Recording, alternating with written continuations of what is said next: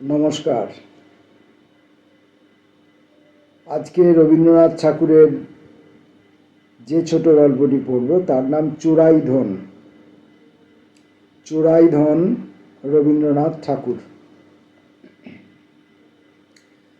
মহাকাব্যের যুগে স্ত্রীকে পেতে হতো পৌরুষের জেরে। যে অধিকারী সেই লাভ করত রমণী রত্ন। আমি লাভ করেছি কাপুরুষতা দিয়ে, সে কথা আমার স্ত্রীর জানতে বিলম্ব ঘটেছিল। কিন্তু সাধনা করেছি বিবাহের পরে। যাকে ফাঁকি দিয়ে চুরি করে পেয়েছি তার মূল্য দিয়েছি দিনে দিনে। দাম্পত্যের সত্য সাব্যস্ত করতে হয় প্রতিদিনই নতুন করে। অধিকাংশ পুরুষ ভুলে থাকে এই কথাটা। তারা গোড়াতেই কাস্টম হাউসে মাল খালাস করে নিয়েছে সমাজের ছাড় চিঠি দেখিয়ে। তারপর থেকে আছে বেপরোয়া, যেন পেয়েছে পাহারাওয়ালার সরকারি প্রতাপ উপরওয়ালার দেয়া তকমার জোরে। উর্দিটা খুলে নিলেই অতি অভাজন তারা। বিবাহটা চিরজীবনের পালাগান, তার ধুয়ো একটা মাত্র, কিন্তু সঙ্গীতের বিস্তার প্রতিদিনের নব নব পর্যায়ে। এই কথাটা ভালো রকম করে বুঝেছি সুনেত্রার কাছ থেকেই। ওর মধ্যে আছে ভালোবাসার ঐশ্বর্য, ফুরোতে চায় না তার সমারোহ। দেউড়িতে 4 প্রহর বাজে তার সাহানা রাগিনী। আপিস থেকে ফিরে এসে একদিন দেখি আমার জন্যে সাজানো আছে বরফ দেয়া ফলসার শরবত। রং দেখেই মনটা চমকে ওঠে। তার পাশেই ছোট রূপোর থালায় গড়ে মালা। ঘরে ঢোকবার আগেই গন্ধ আসে এগিয়ে। আবার কোনোদিন দেখি আইসক্রিমের যন্ত্রে জমানো শ্বাসে রসে মেশানো তালশাঁস 1 পেয়ালা, আর পিরিচে একটি মাত্র সূর্যমুখী। ব্যাপারটা শুনতে বেশি কিছু নয়, কিন্তু বোঝা যায় দিনে দিনে নতুন করে সে অনুভব করেছে আমার অস্তিত্ব। এই পুরনোকে নতুন করে অনুভব করার শক্তি আর্টিস্টের। আর ইতরে জোনাহ প্রতিদিন চলে দস্তুরের দাগা বুলিয়ে। ভালোবাসার প্রতিভা সুনেত্রার। নবনবোন্মেষ শালিনী সেবা। আজ আমার মেয়ে অরুণার বয়স 17, অর্থাৎ ঠিক যে বয়সে বিয়ে হয়েছিল সুনেত্রার। ওর নিজের বয়স 38, কিন্তু সযত্নে সাজসজ্জা করাটাকে ও জানে প্রতিদিন পুজোর নৈবেদ্য সাজানো, আপনাকে উৎসর্গ করার আহ্নিক অনুষ্ঠান। সুনেত্রা ভালোবাসে শান্তিপুরে সাদা শাড়ি কালো পাড়ওয়ালা। খদ্দর প্রচারকদের ধিক্কারকে বিনা প্রতিবাদে স্বীকার করে নিয়েছে। কিছুতেই স্বীকার করেনি খদ্দরকে। ও বলে, দিশি তাঁতের হাত, দিশি তাঁতির তাঁত, এই আমার আদরের। তারা শিল্পী, তাদেরই পছন্দের সুতো, আমার পছন্দ সমস্ত কাপড়টা নিয়ে। আসল কথা, সুনেত্রা বোঝে হালকা সাদা রঙের শাড়িতে সকল রঙেরই ইশারা খাটে সহজে। ও সেই কাপড়ে নতুনত্ব দেয় নানা আভাসে। মনে হয় না সেজেছে। ও বোঝে আমার অবচেতন মনের দিগন্ত উদ্ভাসিত হয় ওর সাজে। আমি খুশি হই, জানি নে কেন খুশি হয়েছি। প্রত্যেক মানুষেই আছে একজন আমি। সেই অপরিমেয় রহস্যের অসীম মূল্য যোগায় ভালোবাসায়। অহংকারের মেকি পয়সা তুচ্ছ হয়ে যায় এর কাছে। সুনেত্রা আপন মন প্রাণ দিয়ে এই পরম মূল্য দিয়ে এসেছে আমাকে, আজ 21 বছর ধরে। ওর শুভ্র ললাটে কুমকুম বিন্দুর মধ্যে প্রতিদিন লেখা হয় অক্লান্ত বিস্ময়ের বাণী। ওর নিখিল জগতের মর্মস্থান অধিকার করে আছি আমি। সেজন্য আমাকে আর কিছু করতে হয়নি সাধারণ জগতের যে কেউ হওয়া ছাড়া। সাধারণকেই অসাধারণ করে আবিষ্কার করে ভালোবাসা। শাস্ত্রে বলে, আপনাকে জানো, আনন্দে আপনাকেই জানি, আর একজন যখন প্রেমে জেনেছে আমার আপনকে।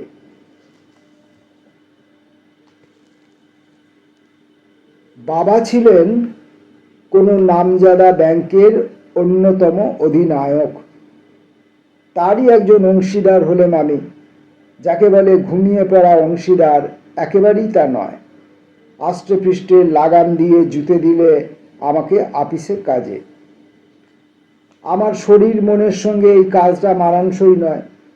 ইচ্ছে ছিল ফরেস্ট বিভাগে কোনো পরিদর্শকের পদ খালি করে বসি, খোলা হাওয়ায় দৌড়ঝাঁপ করি, শিকারের শখ মিটিয়ে নিই। বাবা তাকালেন প্রতিপত্তির দিকে, বললেন, যে কাজ পাচ্ছ সেটা সহজে জোটে না বাঙালির ভাগ্যে। হার মানতে হলো। তাছাড়া মনে হয় পুরুষের প্রতিপত্তি জিনিসটা মেয়েদের কাছে দামি। সুনেত্রার ভগ্নিপতি অধ্যাপক, ইম্পিরিয়াল সার্ভিস তার, সেটাতে ওদের মেয়ে মহলের মাথা উপরে তুলে রাখে। যদি জঙ্গলি ইন্সপেক্টর সাহেব হয়ে সোলার হ্যাট পরে বাঘ ভাল্লুকের চামড়ায় ঢেকে দিতুম, তাতে আমার দেহের গুরুত্ব কমিয়ে রাখত। সেই সঙ্গে কমাতো আমার পদের গৌরব আর 5 জন পদস্থ প্রতিবেশীর তুলনায়। কি জানি এই লাঘবে মেয়েদের আত্মাভিমান বুঝি কিছু ক্ষুণ্ণ করে।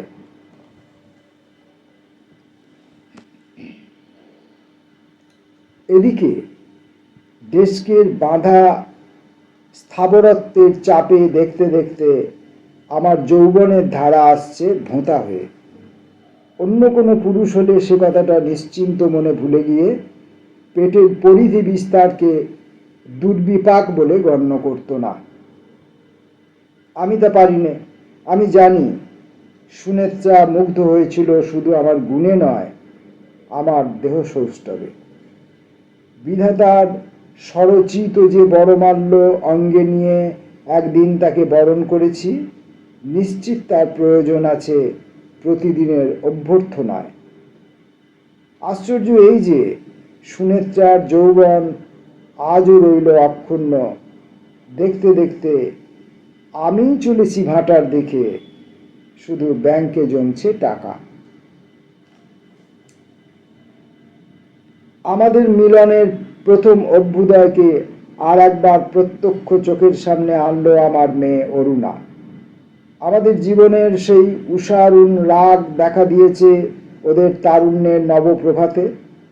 দেখে পুলকিত হয়ে ওঠে আমার সমস্ত মন। শৈলেনের দিকে চেয়ে দেখি আমার সেদিনকার বয়স ওর দেহে আবির্ভূত। যৌবনের সেই ক্ষিপ্র শক্তি, সেই অজস্র প্রফুল্লতা, আবার ক্ষণে ক্ষণে প্রতিহত দুরাশায় ম্লানমান উৎসাহের উৎকণ্ঠা। সেই দিন আমি যে পথে চলতেন সেই পথে ওরও সামনে। তেমনি করেই অরুণার মায়ের মনের বশ করার নানা উপলক্ষ ও সৃষ্টি করছে। কেবল যথেষ্ট লক্ষ্যগোচর নই আমি। অপরপক্ষে অরুণা জানে মনে মনে তার বাবা বোঝে মেয়ের দরদ। একদিন কি জানি কেন 2 চক্ষে অদৃশ্য অশ্রুর করুণা নিয়ে চুপ করে এসে বসে আমার পায়ের কাছে মোড়ায়। ওর মা নিষ্ঠুর হতে পারে, আমি পারি না। অরুণার মনের কথা ওর মা বোঝে না তা নয়, কিন্তু তার বিশ্বাস এ সমস্তই প্রভাতে মেঘডম্বরম, বেলা হলেই যাবে মিলিয়ে। ওইখানেই সুনেত্রার সঙ্গে আমার মতের অনৈক্য। খিদে মিটতে না দিয়ে খিদে মেরে দেওয়া যায় না তা নয়, কিন্তু দ্বিতীয়বার যখন পাত পড়বে তখন হৃদয়ের রসনায় নবীন ভালোবাসার স্বাদ যাবে মরে। মধ্যাহ্নে ভোরের সুর লাগাতে গেলে আর লাগে না। অভিভাবক বলেন, বিবেচনা করবার বয়স হোক আগে, তারপরে ইত্যাদি। হায় রে, বিবেচনা করবার বয়স ভালোবাসার বয়সের উল্টো পিঠে। কয়েকদিন আগেই এসেছিল ভরা বাদর মাহ ভাদর। ঘন বর্ষণের আড়ালে কলকাতার ইটকাঠের বাড়িগুলো এলো মোলায়েম হয়ে, শহরের প্রখর মুখরতা অশ্রু গদগদ কণ্ঠস্বরের মতো হলো বাষ্পাকুল। ওর মা জানতো অরুণা আমার লাইব্রেরি ঘরে পরীক্ষার পড়ায় প্রবৃত্ত। একখানা বই আনতে গিয়ে দেখি মেঘাচ্ছন্ন দিনান্তের সজল ছায়ায় জানালার সামনে এসে চুপ করে বসে। তখনও চুল বাঁধেনি, পূবে হাওয়ায় বৃষ্টির ছাট এসে লাগছে তার এলো চুলে। সুনেত্রাকে কিছু বললেন না। তখনই শৈলেনকে লিখে দিলেন চায়ের আমন্ত্রণ চিঠি, পাঠিয়ে দিলেন আমার মোটর গাড়ি ওদের বাড়িতে। শৈলেন এলো। তার অকস্মাৎ আবির্ভাব সুনেত্রার পছন্দ নয়, সেটা বোঝা কঠিন ছিল না। আমি শৈলেনকে বললেন, গণিত আমার যেটুকু দখল তাতে হাল আমলের ফিজিক্সের তল পাইনে, তাই তোমাকে ডেকে পাঠানো। কোয়ান্টাম থিওরিটা যথাসাধ্য বুঝে নিতে চাই। আমার সেকেলে বিদ্বেষাদ্দি অত্যন্ত বেশি অথর্ব হয়ে পড়েছে। বলা বাহুল্য, বিদ্যা চর্চা বেশি দূর এগোয়নি। আমার নিশ্চিত বিশ্বাস অরুণা তার বাবার চাতুরি স্পষ্টই ধরেছে আর মনে মনে বলেছে, এমন আদর্শ বাবা অন্য কোনো পরিবারে আজ পর্যন্ত অবতীর্ণ হয়নি। কোয়ান্টাম থিওরির ঠিক শুরুতেই বাজলো টেলিফোনের ঘন্টা। ধরফরিয়ে উঠে বললাম, জরুরি কাজের ডাক। তোমরা এক কাজ করো, ততক্ষণ পার্লার টেনিস খেলো, ছুটি পেলেই আবার আসবো ফিরে। টেলিফোনে আওয়াজ এলো, হ্যালো, এটা কি 1200 অমুক নম্বর? আমি বললাম, না, এখানকার নম্বর 700 অমুক। পরক্ষণেই নিচের ঘরে গিয়ে একখানা বাসি খবরের কাগজ তুলে নিয়ে পড়তে শুরু করলেন। অন্ধকার হয়ে এলো, দিলেন বাতি জেলে। সুনেত্রা ঘরে এলো, অত্যন্ত গম্ভীর মুখ। আমি হেসে বললেন, মেটেরিওলজিস্ট তোমার মুখ দেখলে ঝড়ের সিগন্যাল দিত। ঠাট্টায় যোগ না দিয়ে সুনেত্রা বললে, কেন তুমি শৈলেনকে এমন করে প্রশ্রয় দাও বারে বারে? আমি বললেন, প্রশ্রয় দেবার লোক অদৃশ্যে আছে ওর অন্তরাত্মায়। ওদের দেখাশোনাটা কিছুদিন বন্ধ রাখতে পারলে এই ছেলে মানুষিটা কেটে যেত আপনা হতে। ছেলে মানুষির কসাইগিরি করতে যাবই বা কেন? দিন যাবে, বয়স বাড়বে, এমন ছেলে মানুষই তো আর ফিরে পাবে না কোনো কাল। তুমি গ্রহনক্ষত্র মানো না, আমি মানি, ওরা মিলতে পারে না।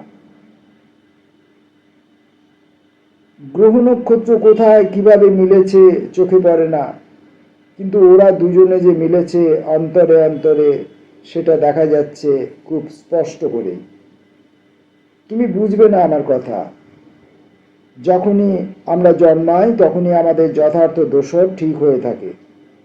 মোহের ছলনায় আর কাউকে যদি স্বীকার করে নিই তবে তাতেই ঘটে অজ্ঞাত অসতীত্ব। নানা দুঃখে বিপদে তার শান্তি। যথার্থ দোসর চিনব কি করে? নক্ষত্রের স্বহস্তে স্বাক্ষর করা দলিল আছে।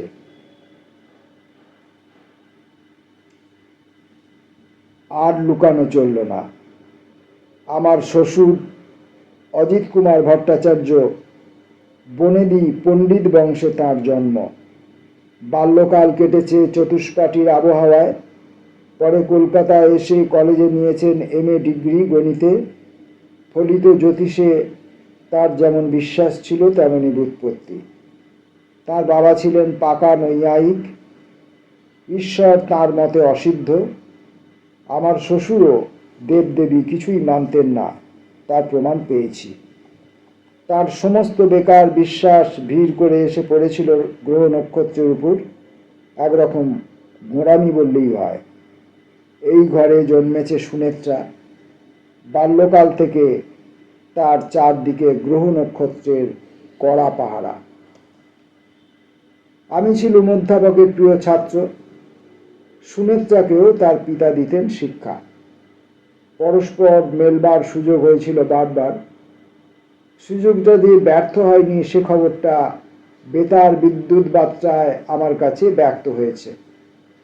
আমার শাশুড়ির নাম বিভাবতী। সাবেককালের আওতার মধ্যে তার জন্ম বটে, কিন্তু স্বামীর সংসর্গে তার মন ছিল সংস্কার মুক্ত, স্বচ্ছ। স্বামীর সঙ্গে প্রভেদেই গ্রহ নক্ষত্র তিনি একেবারেই মানতেন না। মানতেন আপন ইষ্ট দেবতাকে। এ নিয়ে স্বামী একদিন ঠাট্টা করাতে বলেছিলেন, ভয়ে ভয়ে তুমি পেয়াদাগুলোর কাছে সেলাম ঠুকে বেড়াও, আমি মানি স্বয়ং রাজাকে।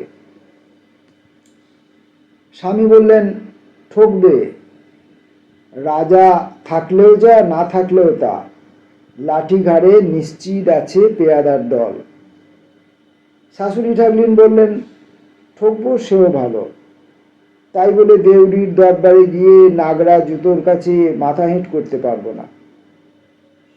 আমার শাশুড়ি আমাকে বড় স্নেহ করতেন। তার কাছে আমার মনের কথা ছিল অবারিত। অবকাশ বুঝে একদিন তাকে বললেন, মা, তোমার নেই ছেলে, আমার নেই মা। মা দিয়ে আমাকে দাও তোমার ছেলের জায়গাটি। তোমার সম্মতি পেলে তার পরে পায়ে ধরব অধ্যাপকের। তিনি বললেন, অধ্যাপকের কথা পরে হবে বাছা, আগে তোমার ঠিকুজি এনে দাও আমার কাছে। দিলেম এনে।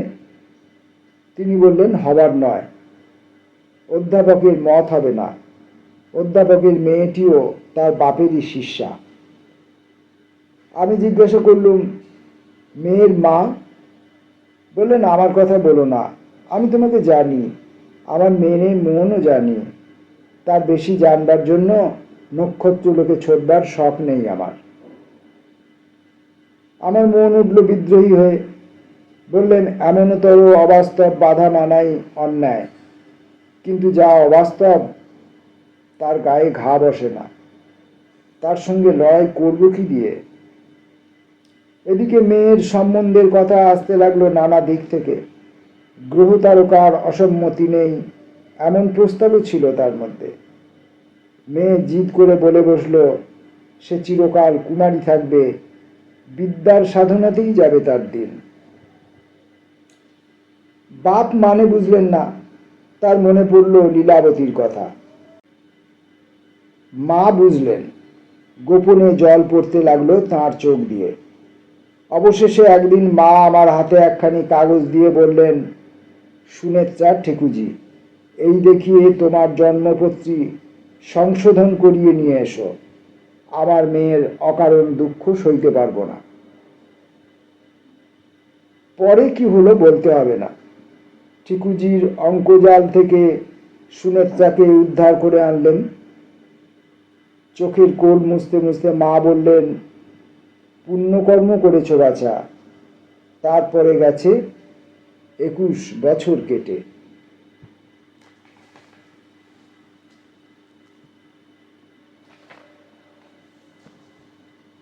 হাওয়ার বেগ বাড়তে চলল, বৃষ্টির বিরাম নেই।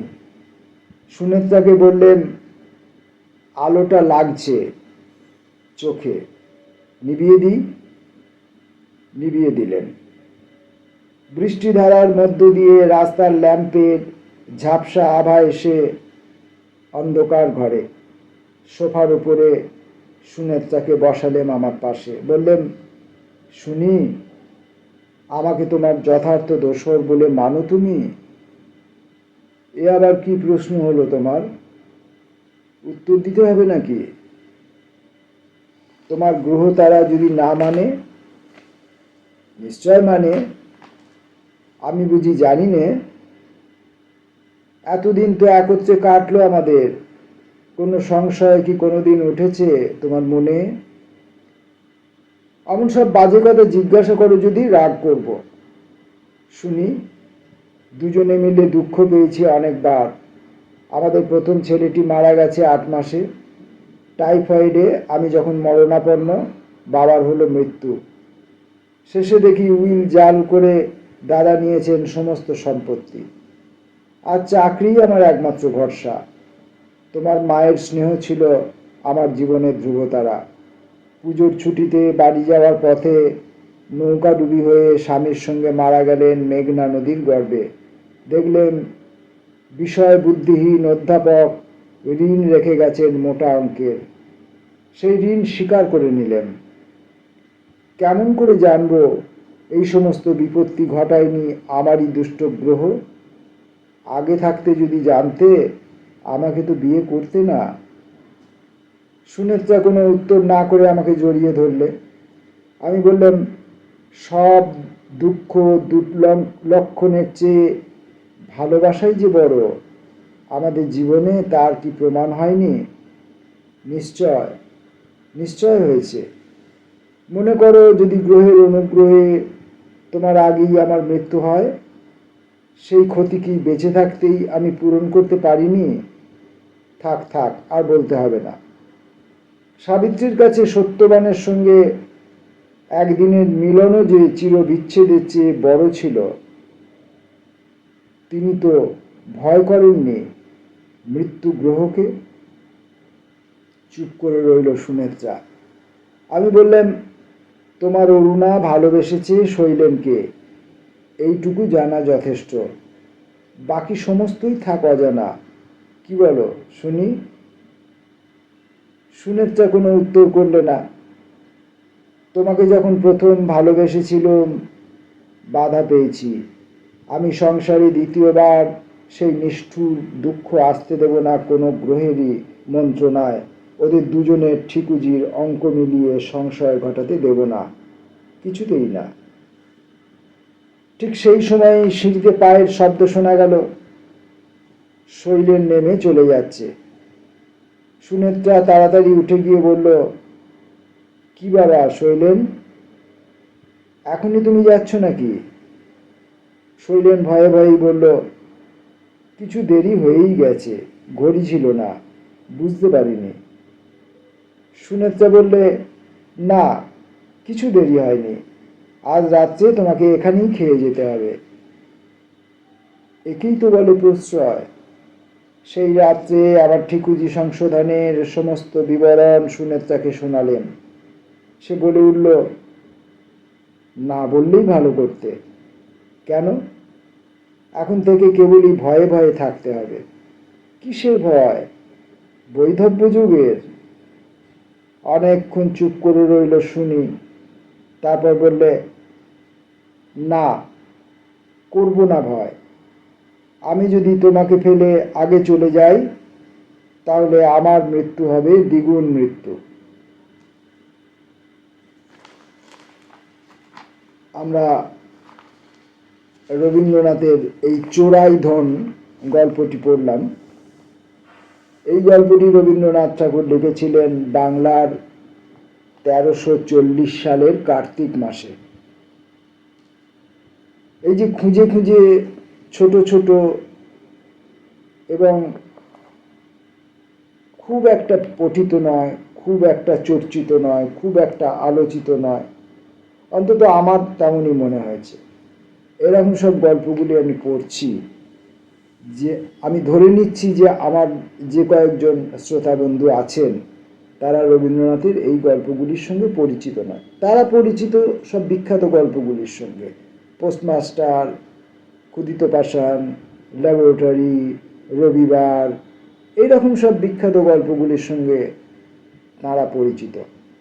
আর সেই বিখ্যাত গল্পগুলি এত চর্চিত, এত আলোচিত, এত পঠিত, এত পরিবেশিত যে সেই গল্পগুলোর দিকে পা বাড়াবার আমার সাহসও হবে না। কারণ সেই গল্পগুলো যদি আমি যথাযথভাবে না পড়তে পারি, তাহলে শ্রোতার কানে বাজবে বেশি। আর এই গল্পগুলো যেগুলো আমার মনে হয়েছে যে শ্রোতা পাঠক কম পরিমাণে শুনেছেন, খুব কম লোক শুনেছেন এই গল্পগুলো, তাদের কাছে গল্পের আকর্ষণটা মুখ্য হবে, আর আমার পাঠের যে অযোগ্যতা সেটা হবে গৌণ। সেই হিসেব করেই আমি সেই সাহসেই রবীন্দ্রনাথের গল্পগুচ্ছ থেকে গল্প পড়তে শুরু করেছি। না হলে কোন সে যোগ্যতা, কোন সে সাহস, কোন সে ক্ষমতা যে আমি রবীন্দ্রনাথের গল্পগুচ্ছ থেকে গল্প পাঠ করে আপনাদের শোনাবো? এত বড় ধৃষ্টতা আমার নেই। নমস্কার।